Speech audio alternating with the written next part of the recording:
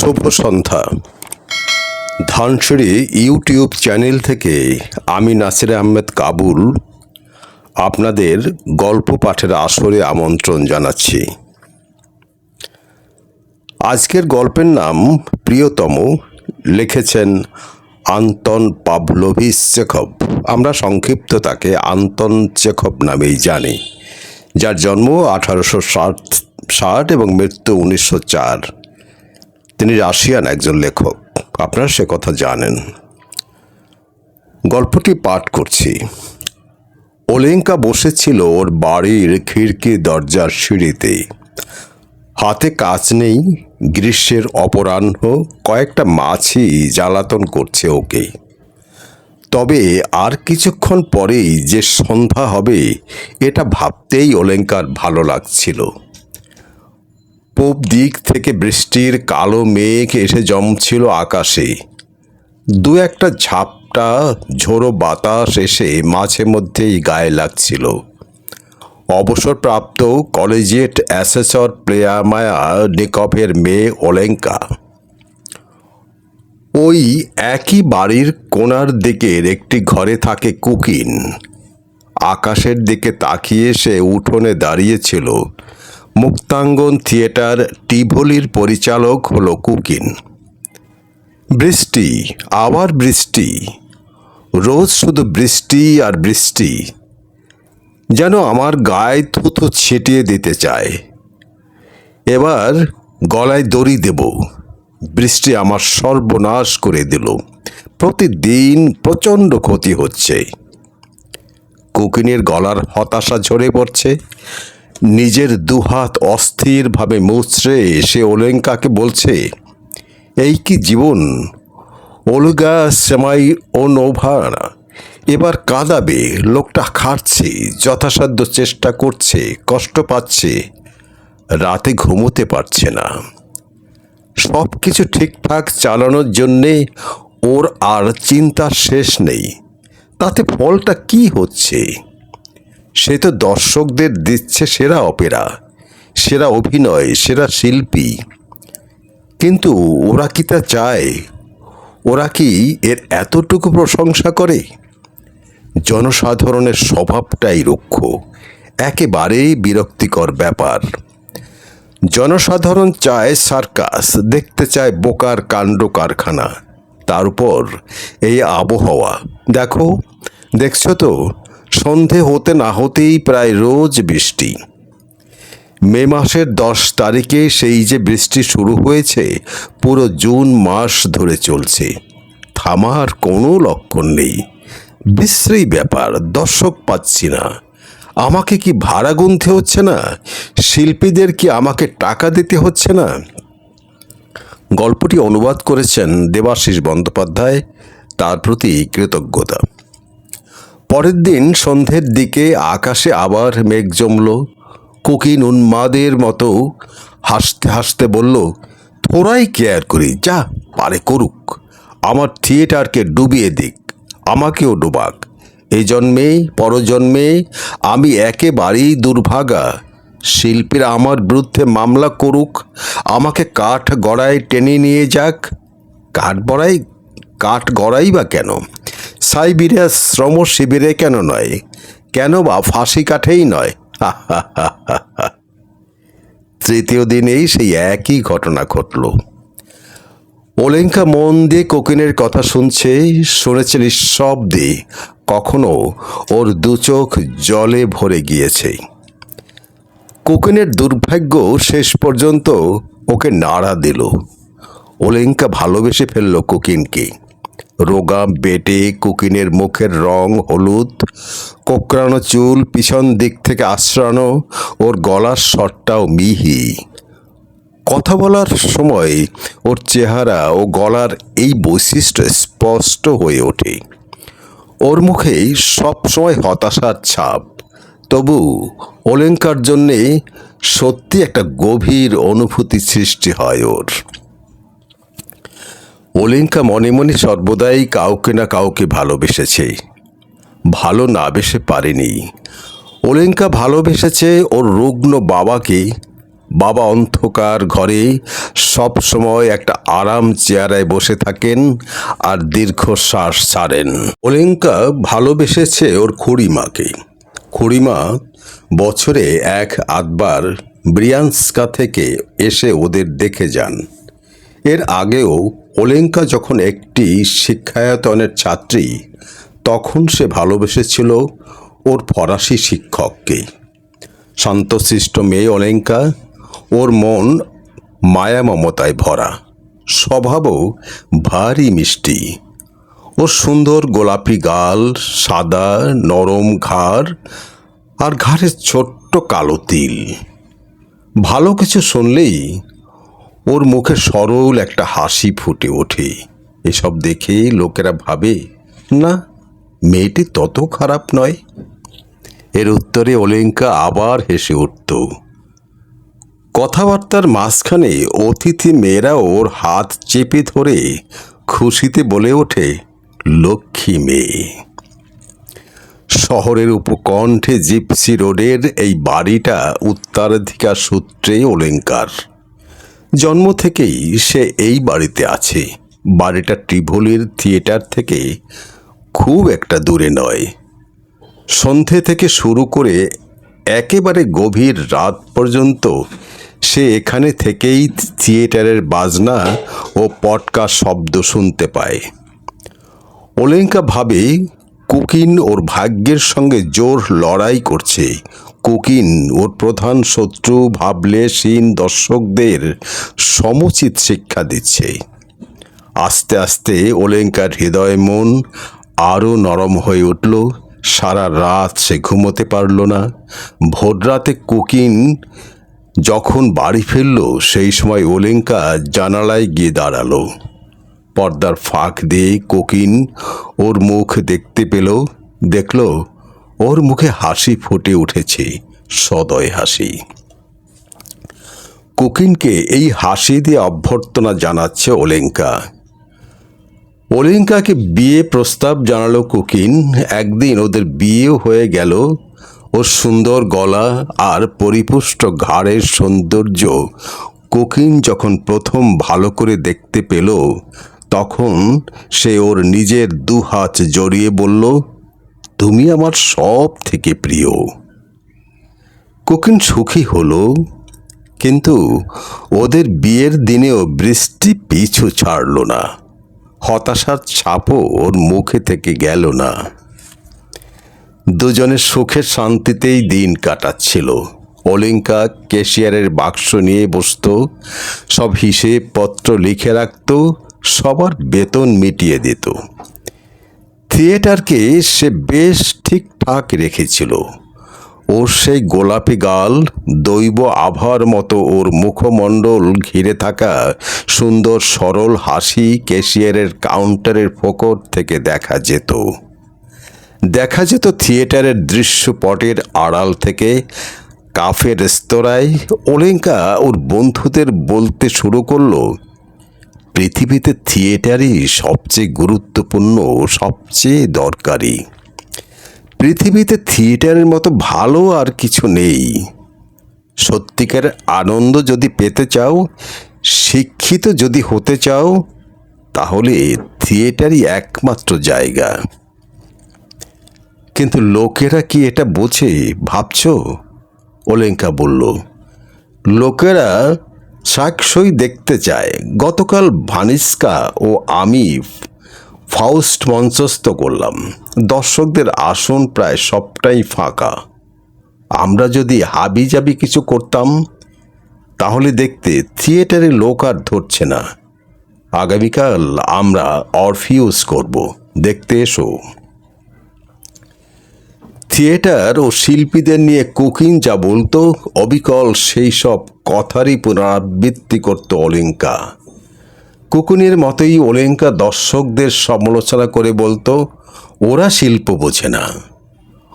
মহলার সময় ওলেঙ্কা গিয়ে নাক গলাতো, শিল্পীদের অভিনয় শুধরে দিত, বাজনাদাররা কেমন বাজাচ্ছে লক্ষ্য করত। স্থানীয় পত্রপত্রিকায় খারাপ কিছু সমালোচনা বেরোলেই সে কেঁদে ফেলত, সম্পাদকের কাছে গিয়ে তর্ক জুড়ে দিত। শিল্পীরা ওকে পছন্দ করত, ওকে বলতো ভ্যানিস্কা ও আমি এবং প্রিয়তম। শিল্পীদের অবস্থা দেখে কষ্ট পেত ওলেঙ্কা। মাঝে মধ্যে ওদের যৎসামান্য ধার দেনাও দিত। ওরা সেই টাকা ফেরত না দিলে সে কখনো স্বামীকে জানাতো না। খুব খারাপ লাগলে সে বড় জোর দু এক ফোঁটা চোখের জল ফেলত। শীতকালটাও ওদের দুজনের বেশ ভালোই কাটছিল। পুরো শীতকালটা ওরা শহরের একটা থিয়েটার লিজ নিয়েছিল।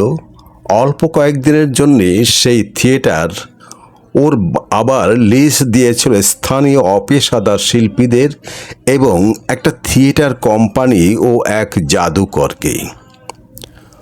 ওলেঙ্কা পরিপূর্ণ হয়ে উঠেছিল। সবসময় সে সুখে ও পরিতৃপ্তিতে ঝলমল করত। ওদিকে কুকিন আরও রোগা হয়ে গেল, ওর চেহারা হয়ে গেল আরও নিষ্প্রভ। সারা শীতকালটায় ভালো ব্যবসা করলেও সে শুধু ওর দারুণ লোকসানের কথাই বলতো। রাত্রে কুকিন কাশত, ওলেঙ্কা ওকে সিরাপ ও লেবুর রস খাওয়াতো, অরিকলন মাখিয়ে দিত, নরম কাপড়ে ঢেকে রাখত। ওলেঙ্কা ওর মাথার চুলে হাত বুলিয়ে দিতে দিতে বলতো, তোমার মতো এত ভালো আর কাউকে বাসি না। থিয়েটারের কাজে কুকিন মস্কো গেল। কুকিনকে ছেড়ে ওলেঙ্কা দু চোখের পাতা এক করতে পারেনি। দূর আকাশের তারার দিকে তাকিয়ে সে সারাক্ষণ জানালায় বসে থাকত।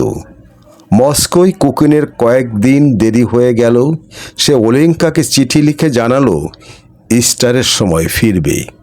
টিভলি থিয়েটারের জন্যে যেসব ব্যবস্থা হয়েছে সেসব কথাও সে চিঠিতে জানালো। কিন্তু ইস্টারের সোমবারের আগে একদিন গভীর রাত্রে বাইরের ফটকে অশুভ কড়া শব্দ শোনা গেল। একটা পিপের ওপর যেন আওয়াজ করা হচ্ছে দুম দুম দুম। ঘুম চোখে পরিচালক খালি পায়ে জল কাদা মাখিয়ে ফটক খুলতে ছুটে গেল। দরজা খুলুন, টেলিগ্রাম আছে, একজন গমগমে গলায় বলে উঠল। ওলেঙ্কা এর আগেও স্বামীর কাছ থেকে টেলিগ্রাম পেয়েছে, কিন্তু এবার কেন যেন সে ভয়ে কুঁকড়ে গেল। টেলিগ্রাম খোলার সময় ওর হাত কাঁপছে। সে পড়ল, ইভান পেত্রোভিচ হঠাৎ আজ মারা গিয়েছেন। মঙ্গলবার ওর অন্ত্যেষ্টির জন্য দ্রুত নির্দেশের অপেক্ষায় আছি। টেলিগ্রামটি এভাবেই লেখা হয়েছিল। অন্ত্যেষ্টি এবং একটি দুর্বোধ্য শব্দ ব্রত। অপেক্ষা কোম্পানির ম্যানেজার টেলিগ্রামটিতে সই করছিলেন। ওলেঙ্কা কান্নায় ভেঙে পড়ল। ওগো, তুমি আমার প্রাণ, তুমি ছাড়া আমার আর কেউ নেই। ভানিঙ্কা, তোমার সঙ্গে যেন আমার দেখা হলো। কেন তোমায় ভালোবাসলাম? তোমার ওলেঙ্কাকে তুমি কার কাছে রেখে গেলে? মঙ্গলবার মস্কোর ভাগানকভ সমাধিক্ষেত্রে কুকিনের অন্ত্যেষ্টি সম্পন্ন হলো। বুধবার ওলেঙ্কা বাড়ি ফিরে এলো। ঘরে ফিরেই সে বিছানায় আশ্রয় নিল আর এমন চিৎকার করে কাঁদতে লাগলো যে রাস্তা ও পাড়াপড়শিদের ঘর থেকে ওর সেই কান্না শোনা গেল। আহা, লক্ষ্মী মেয়েটা, শুনছো? ওলগা, সেমাই ও নোভা কেমন কাঁদছে, প্রতিবেশীরা যেতে যেতে বলল। মাস তিনেক পরের কথা। ওলেঙ্কা গির্জায় প্রার্থনা সেরে বাড়ি ফিরছে। মন ভালো নেই, গভীর শোকের ছায়া এখনো কাটেনি। একটি লোক ওর পাশাপাশি হাঁটছিল। সেও গির্জা থেকে ফিরছে। নাম ভ্যাসেলি পুস্তভলিভ। ব্যবসায়ী বাবা কাইভের কাঠগোলার সে ম্যানেজার। ওর মাথায় টুপি, গায়ে সাদা কোট, তাতে সোনার চেন। ওকে দেখে ব্যবসায়ীর থেকেও জমিদার বলেই মনে হয়। ওলগা সেমায়োনোভা প্রতিটি জিনিসই নিয়তি নির্দিষ্ট। শান্ত, সহানুভূতিপূর্ণ গলায় লোকটি বলল, আমাদের কোনো প্রিয়জন যদি মারা যায় তাহলে বুঝতে হবে সেটা ভগবানের ইচ্ছা, এবং কথাটা আমাদের মনে রাখতে হবে, সহ্য করতে হবে। লোকটি ওকে ফটক পর্যন্ত এগিয়ে দিয়ে বিদায় জানালো। সে চলে যাবার পর ওলেঙ্কা সারাদিন ওর সেই শান্ত কণ্ঠস্বর শুনতে পেল। যখনই ওলেঙ্কা চোখ মুছছে তখনই লোকটির কালো দাড়ি ওর চোখে মুখে ভেসে উঠছে। লোকটিকে খুব ভালো লাগলো ওলেঙ্কার। আর লোকটি ওর যে ওকে মনে ধরেছে তার প্রমাণ পাওয়া গেল অচিরেই। কারণ কয়েকদিন পরেই এক বয়স্কা মহিলা এলেন ওলেঙ্কার ঘরে।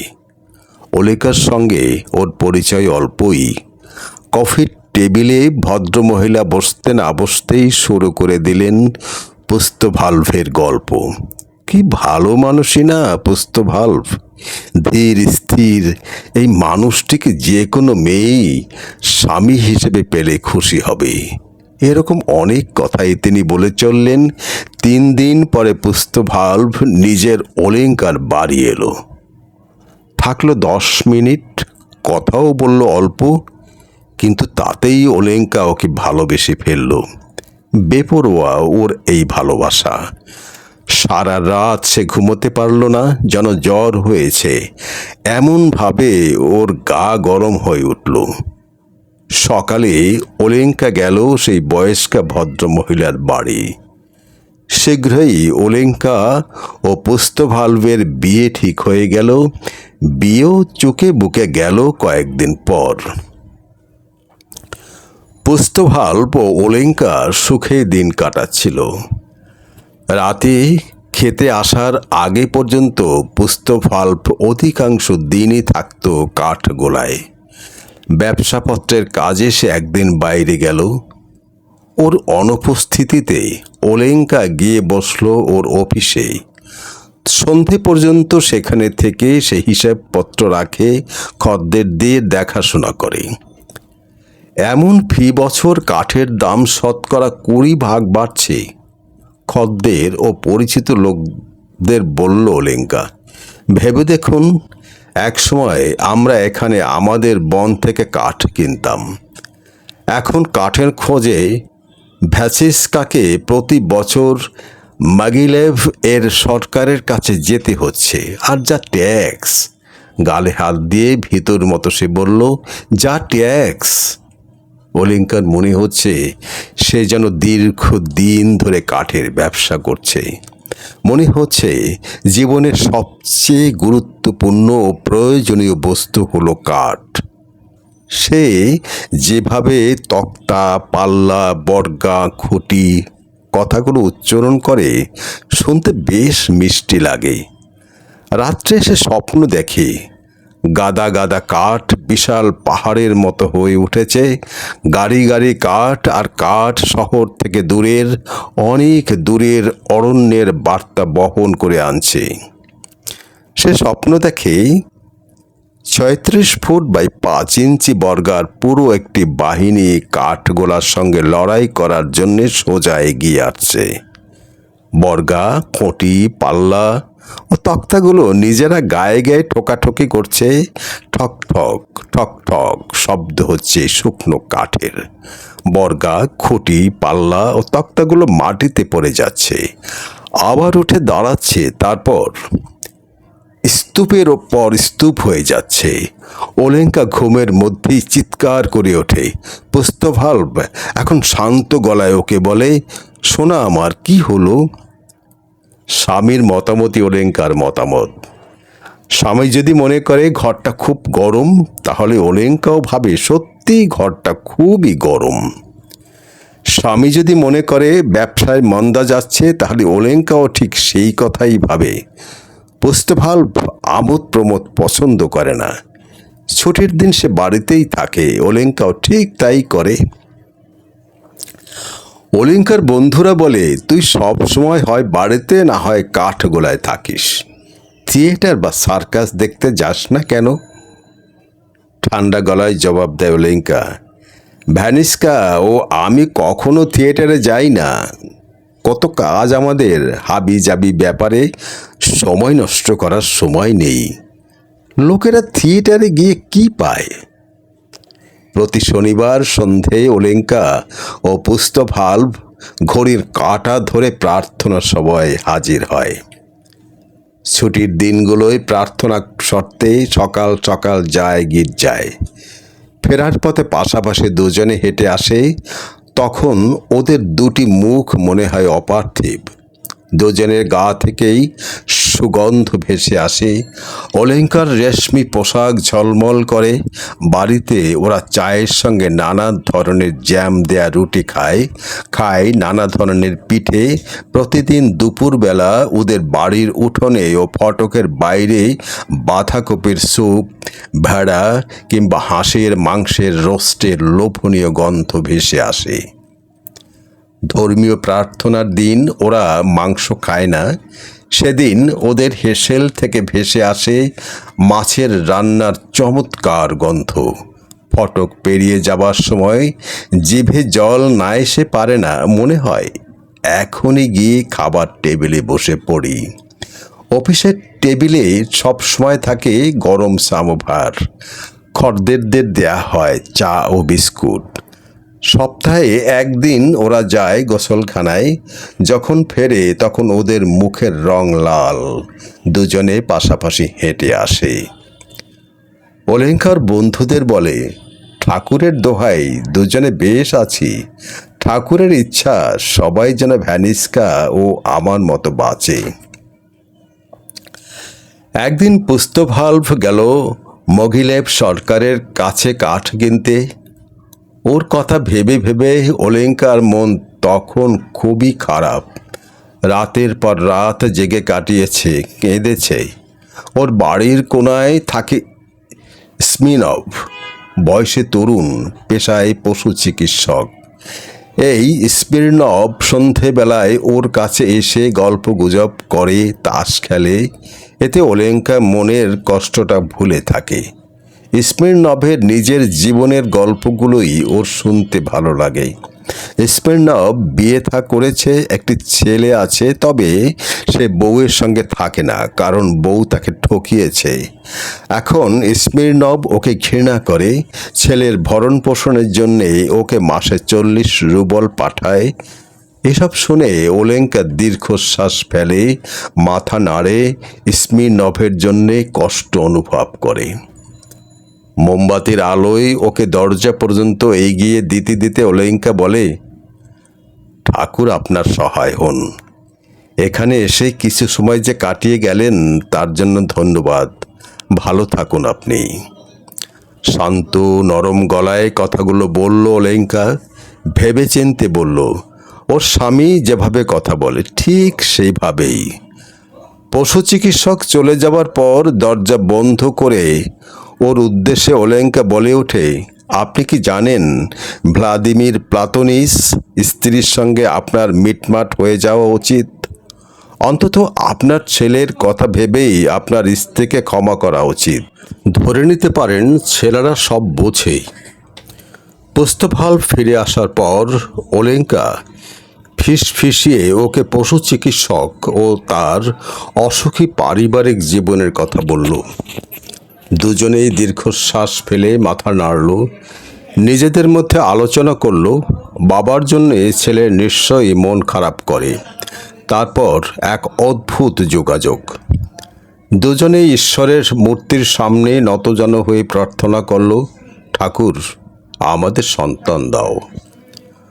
পুস্তভাল্ভরা এইভাবেই সুখে শান্তিতে পুরো 6টি বছর কাটিয়ে দিল। কিন্তু হঠাৎ শীতকালে একদিন ভাসিলি আন্দ্রেইস চাটা খেয়ে কাঠ গোলায় যাবার সময় ঠান্ডা লাগিয়ে বসল। মাথার টুপি পরে যায়নি, তাই অসুস্থ হয়ে পড়ল। সেরা ডাক্তাররা ওর চিকিৎসা করলেন, কিন্তু রোগ কমা তো দূরের কথা, বরং বেড়েই চলল। 4 মাস অসুস্থ থাকার পর সে মারা গেল। আবার বিধবা হলো ওলেঙ্কা।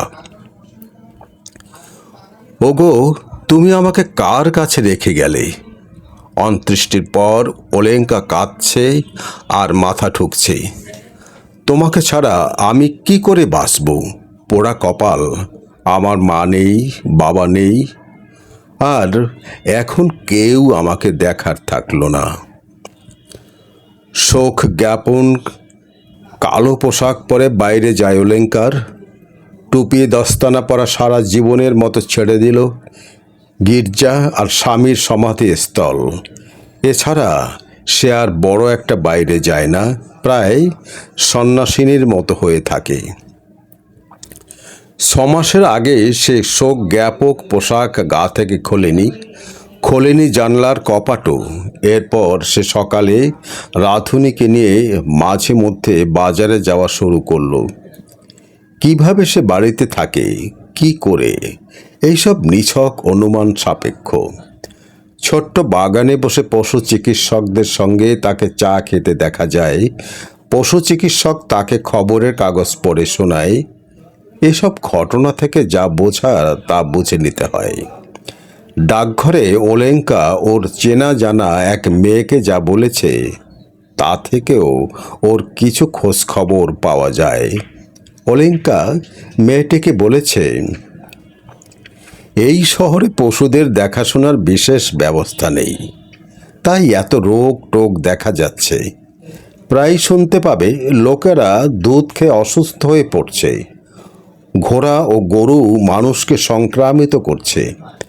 মানুষের মতোই গৃহপালিত জন্তু জানোয়ারদের স্বাস্থ্যের দিকে নজর দেওয়া উচিত। পশু চিকিৎসকের কথারই পুনরাবৃত্তি করে ওলেঙ্কা। প্রতিটি ব্যাপারে পশু চিকিৎসকের যা মতামত, ঠিক সেই মতামতই ওলেঙ্কার। আসল কথাটা হলো কাউকে ছাড়া সে থাকতে পারে না। আর এবার সে ওর নতুন সুখের আশ্রয় খুঁজে পেয়েছে বাড়ির কোণাতেই। অন্য যে কেউ হলে লোকেরা তার নিন্দা করত, কিন্তু ওলেঙ্কাকে কেউ খারাপ ভাবতে পারে না। তার জীবনের সব কিছুই অত্যন্ত স্বচ্ছ। সে ও পশু চিকিৎসক কখনো ওদের সম্পর্ক বদল নিয়ে কোনো কথা বলেনি। বস্তুত ওরা ব্যাপারটা গোপন রাখারই চেষ্টা করেছে, তবে পারেনি। কারণ ওলেঙ্কার কোনো লোকচাপা ব্যাপার থাকতে পারে না। পশু চিকিৎসকের সেনাবাহিনীর সহকর্মীরা ওকে দেখতে এলে ওলেঙ্কা ওদের চা ঢেলে খাওয়ালো, রাত্রের খাবার পরিবেশন করলো। গবাদি পশুর প্লেগ, খুর ও মুখের রোগ, পুরসভার কসাইখানা, এসব নিয়ে ওদের সঙ্গে কথাবার্তা জুড়ে দিল। পশু চিকিৎসকদের তখন রীতিমতো অস্বস্তি হচ্ছে। অতিথিরা চলে যাবার পর সে ওর হাত চেপে ধরে, রাগে ঝনঝন করে উঠল। যে বিষয় বোঝো না তা নিয়ে কথা বলতে তোমাকে নিষেধ করিনি। আমরা ডাক্তাররা যখন কোনো বিষয় নিয়ে আলোচনা করি তখন দয়া করে নিজেকে তাতে জড়িও না। ব্যাপারটা বিশ্রী হয়ে উঠছে। বিস্ময় ও শঙ্কা মেশানো চোখে ওলেঙ্কা ওর দিকে তাকিয়ে বলল, তাহলে ভলোদিস্কা, আমি কি নিয়ে কথা বলবো? চোখে জল ওলেঙ্কার। ওর গলা জড়িয়ে ধরে বলল, লক্ষ্মীটি রাগ করো না, ওরা দুজনেই এখন সুখী। কিন্তু এই সুখ বেশি দিন স্থায়ী হলো না। পশু চিকিৎসক সেনাবাহিনীর সঙ্গে খুব দূরের একটা জায়গায় বদলি হলো, আর ফিরল না। প্রায় সাইবেরিয়ার মতো সুন্দর একটা জায়গায় ওর এভাবে বদলির অর্থ ওলেঙ্কা একা পড়ে থাকলো। ওলেঙ্কা এবার পুরোপুরি নিঃসঙ্গ। ওর বাবা বহুদিন আগেই মারা গেছেন। ও সেই আরাম চেয়ার পায়া ভেঙে পড়ে আছে ঘরের কোণে, তাতে ধুলো জমেছে। রোগা ও গৃহবন্দী ওলেঙ্কা। রাস্তায় লোকজনের সঙ্গে দেখা হলে তারা আর আগের মতো ওর দিকে তাকায় না, হাসে না। ওলেঙ্কার জীবনের সেরা দিনগুলো আর নেই। নানা রঙের সেই দিনগুলো মিলিয়ে গেছে অতীতেই। এরপর ওর যে নড়বড়ে দিনগুলো শুরু হতে যাচ্ছে তার কথা না ভাবাই ভালো। সন্ধেবেলা সিঁড়িতে বসে ওলেঙ্কা শুনতে পায় টিভুলি থিয়েটারে বাজনা বাজছে, পটকার শব্দ হচ্ছে। কিন্তু এটা তার মনে আর কোনো সাড়া জাগায় না। অস্থির হয়ে সে উঠোনের দিকে তাকায়। শূন্য মন, ওর কোনো প্রত্যাশাও নেই। রাত্রি এলে সে ঘুমোতে যায়। ঘুমিয়ে ঘুমিয়ে শুধু শূন্য উঠানের স্বপ্নই দেখে। খেতে হয় খায়, ঘুমোতে হয় ঘুমায়। সবচেয়ে খারাপ হলো কোনো বিষয়ে ওলেঙ্কার আর কোনো মতামত নেই। চারপাশে যা ঘটছে সে দেখে, বোঝে, কিন্তু কোনো কিছু সম্পর্কে কোনো ধারণা ও মতামতই সে গড়ে তুলতে পারে না। কোনো মতামত বা ধারণা না থাকাটা যে কি সাংঘাতিক।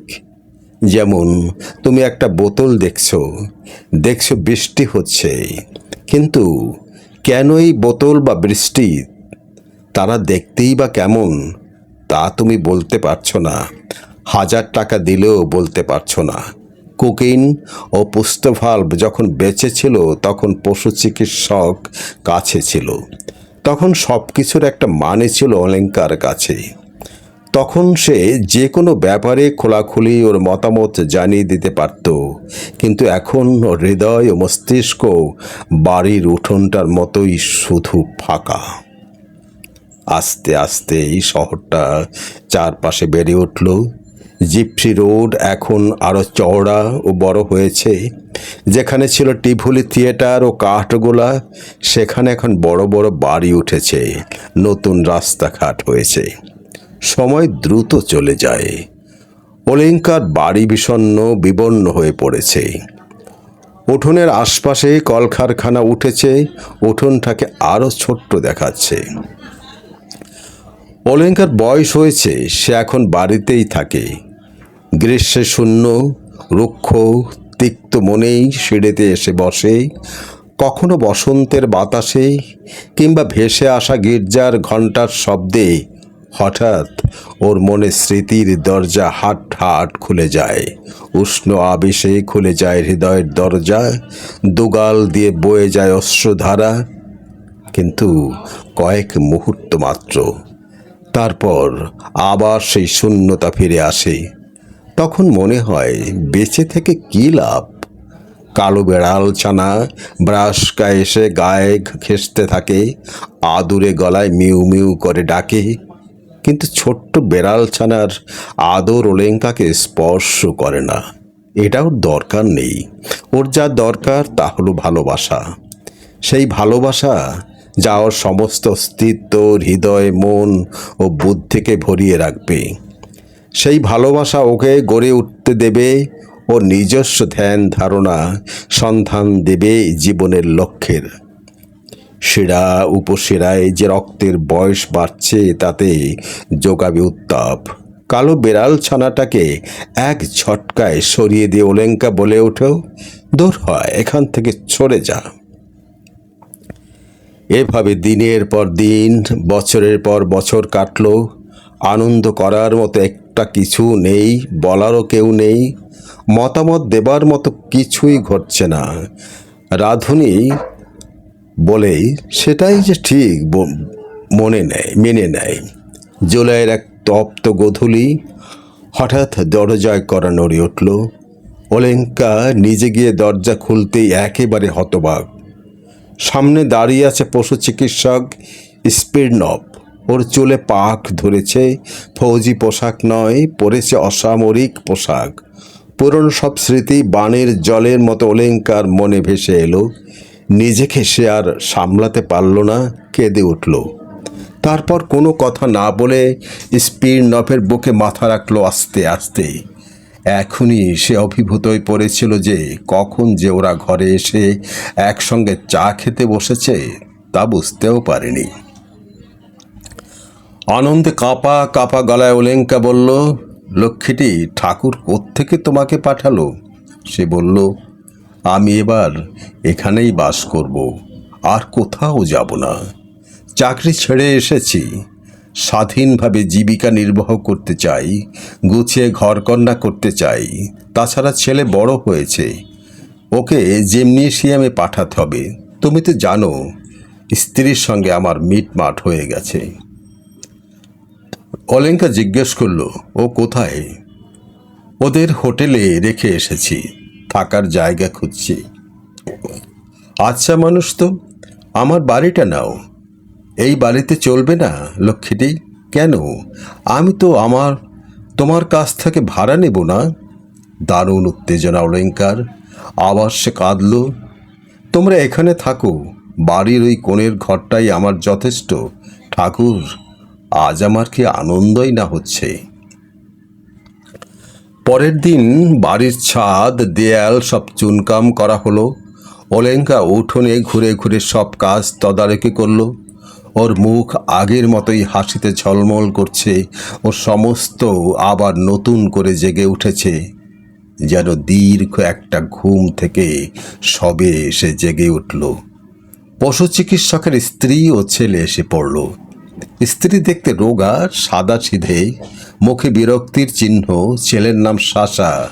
10 বছর বয়সের তুলনায় সে দেখতে ছোট, গোলমুখ, নীল চোখ আর ভাঙা গাল। উঠোনে এসেই সে বেড়াল ছানাটাকে নিয়ে পড়ল। সমস্ত বাড়িটা ওর হাসির শব্দে ভরে উঠল। মাসি, এটা কি তোমার বেড়াল? ওলেঙ্কাকে সে জিজ্ঞাসা করল। ওর যখন বাচ্চা হবে আমাকে একটা দিও, মা ইঁদুরকে খুব ভয় পায়। ওলেঙ্কার কত কথা ওর সঙ্গে। ওকে সে চা এনে দিল। ওলেঙ্কার হঠাৎ খুব মায়া হলো ওর জন্য। সাশা যেন ওর নিজের ছেলে। সন্ধেবেলা খাবার ঘরে বসে সাশা যখন লেখাপড়া করে, ওলেঙ্কা তখন বড় মমতা দিয়ে ওর দিকে তাকিয়ে থাকে। মনে মনে বলে, আমার আদরের ছোট্ট সোনা, খুব বুদ্ধি তোমার, আর তুমি দেখতে ভারী মিষ্টি। সাশা তখন পড়ছে চারপাশে জলবেষ্টিত ভূখণ্ডে বলেক দ্বীপ। ওলেঙ্কা ওর মতোই বলতে থাকে, জলবেষ্টিত ভূখণ্ডকে বলে দ্বীপ। বহু বহু বছরের স্তব্ধতা ও মানসিক শূন্যতার পর এই প্রথম ওলেঙ্কা দৃঢ় প্রত্যয় নিয়ে আবার একটু কথা বলছি। এখন আবার ও নিজস্ব মতামত শোনা যাচ্ছে। রাত্রে খাবার টেবিলে সাশার মা বাবার সঙ্গে সে আলোচনা করে জিমনেসিয়ামে ছেলেদের লেখাপড়া এখন কত কঠিন হয়ে পড়েছে। তবে হাজার হলেও ব্যবসায়িক লেখাপড়ার চেয়ে সাবেক পদ্ধতি লেখাপড়াই ভালো। কারণ জিমনেসিয়াম থেকে পাশ করে যে কোনো ক্যারিয়ারের পথ তোমার জন্য খোলা থাকবে। তুমি চাইলে ডাক্তার হতে পারবে, আর যদি চাও ইঞ্জিনিয়ার হবে, তারও কোনো বাধা নেই। সাশা জিমনেসিয়ামে যাওয়া শুরু করলো। ওর মা খারকভে বোনের সঙ্গে একদিন দেখা করতে গিয়ে আর ফিরল না। গবাদি পশুর স্বাস্থ্য পরীক্ষার জন্য ওর বাবা রোজ বেরিয়ে যায়, কখনো কখনো আবার পুরো 3-3টে দিন কাটিয়ে ফেলে। ওলেঙ্কার তাই মনে হয় সাশা যেন অনাথ। এমনিভাবে ওর প্রতি আচার আচরণ করা হয় যেন ও অযাচিতভাবে এসে পড়েছে, অনাহারেই ওর মরে যাওয়া উচিত। ওলেঙ্কা তাই ওকে নিজের কাছে বাড়ির কোণার দিকে যেখানে সে থাকে সেখানে নিয়ে গিয়ে রাখলো। ছোট্ট একটা ঘর ছেড়ে দিল ওকে। প্রতিদিন সকালে ওলেঙ্কা সাশার ঘরে এসে দেখে গালে হাত রেখে সে অঘরে ঘুমোচ্ছে। সারা শব্দ নেই, মনে হয় যেন নিঃশ্বাস পড়ছে না। ওলেঙ্কা ভাবে, সাত সকালে বেচারার ঘুম ভাঙানো যে কি কষ্টের। বড় কষ্ট নিয়েই ওলেঙ্কাকে বলতে হয়, সাসেঙ্কা শোনা বাবা, ওঠো, স্কুলে যাওয়ার সময় হয়েছে। সাশা ঘুম থেকে উঠে প্রার্থনা করে, স্কুলে যাবার জন্য নিজেকে তৈরি করে নিয়ে চা খেতে বসে। 3 গ্লাস চা, 2টো বড় বিস্কুট, মাখন রুটি খায়। তখনও ওর ঘুম কাটেনি আর মুড়ি ভাঙে। সাসেঙ্কা, তুমি ঠিকমতো পড়াশুনো করোনি। এ কথা বলার সময় ওলেঙ্কা এইভাবে ওর দিকে তাকিয়ে থাকে যে মনে হয় সাসেঙ্কা যেন বহু দূরের পথ পাড়ি দেবার জন্যে এখন বিদায় নিয়ে যাচ্ছে। ঝামেলা তোমাকে নিয়ে, লক্ষ্মী সোনা। মাস্টারদের কথা সব শুনে চলবে, খুব খাটতে হবে, লেখাপড়া করতে হবে। ওহ, যেতে দাও না, সাশা বলে ওঠে। স্কুলের পথে সে বেরিয়ে পড়ে। ছোট্ট ছেলে, মাথায় বড় একটা টুপি, পিঠে বাঁধা বই ভর্তি ব্যাগ। ওলেঙ্কা নিঃশব্দে ওর পিছনে পিছনে যায়। সাসেঙ্কা, সে পিছন ফিরে তাকায়। ওলেঙ্কা একটা ফল কিংবা সন্দেশ ওর হাতে দেয়। স্কুলের রাস্তায় পৌঁছে সাশা আবার ঘুরে দেখে ওলেঙ্কা ওর পিছন পিছন আসছে। একজন লম্বা শক্তপোক্ত মহিলার এভাবে ওর পিছনে আসাটায় লজ্জা পায় সাশা। সে হাত নাড়ে বলে, মাসি তুমি বাড়ি যাও, বাকি রাস্তাটা আমি নিজে যেতে পারবো। ওলেঙ্কা তবু দাঁড়িয়ে থাকে। স্কুলের ফটক দিয়ে ভেতরে ঢোকা পর্যন্ত যতক্ষণ সাশাকে দেখা যায় ততক্ষণ ওলেঙ্কা ওর দিকে তাকিয়ে থাকে। ওলেঙ্কা ওকে কি ভালোই না বাসে। ওর জীবনের আর কোনো বন্ধনই এত গভীর হয়নি। এখন ওর মাতৃত্ব বোধ পুরো জেগে উঠেছে। জীবনে এমন সম্পূর্ণ ও স্বার্থশূন্যতা সে নিজেকে কখনো কারো কাছে সমর্পণ করেনি, পায়নি এমন আনন্দ। যে ছেলে ওর নিজেরও নয়, তার জন্যে সে নিজের জীবন দিতেও প্রস্তুত।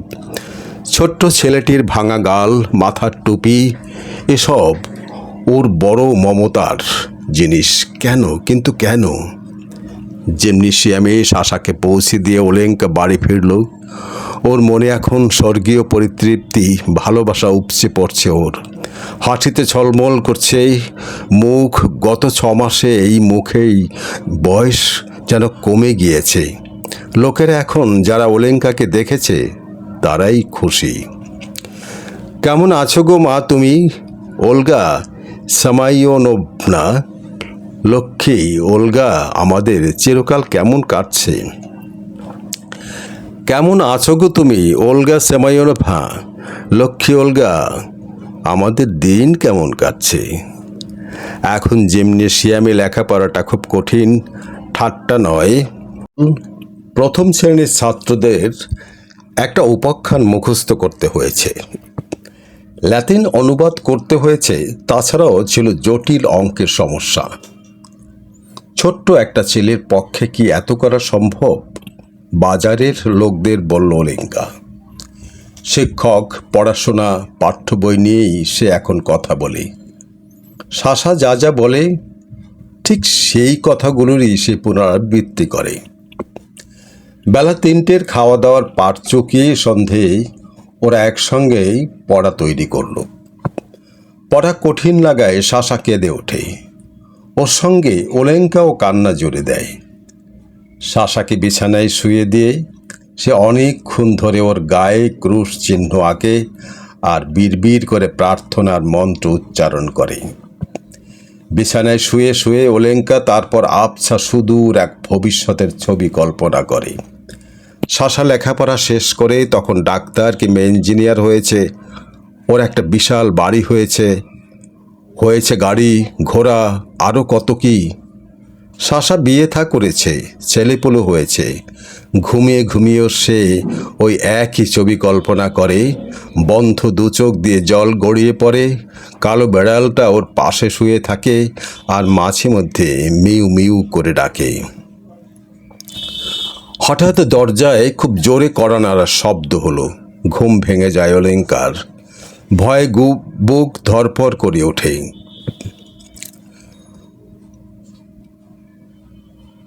দম প্রায় বন্ধ হয়ে আসে।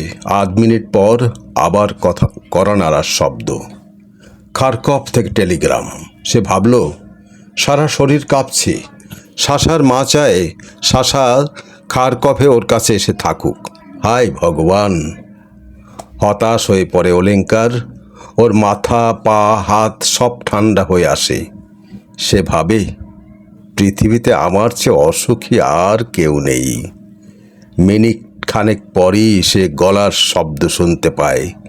ক্লাব থেকে বাড়ি ফিরছে পশু চিকিৎসক। দোহাই ঠাকুর, সে মনে মনে বলল। ক্রমে বুক থেকে একটা বোঝা নেমে গেল আর সে আবার স্বস্তি অনুভব করল। সাশার কথা ভাবতে ভাবতে সে আবার বিছানায় ফিরে গেল। পাশের ঘরে সাশা ঘুমোচ্ছে। ঘুমের মধ্যেই কখনো কখনো চিৎকার করে উঠছে, তোমাকে দিচ্ছি, নিয়ে যাও, দুঃখ ছাড়ো। গল্পটি এখানেই শেষ হলো। কেমন লাগলো আপনাদের এই গল্পটি? ভালো লাগলে জানাবেন, আমার কোনো ত্রুটি হলেও জানাবেন। সবাই ভালো থাকুন। আজকের মতো এখানেই শেষ করছি।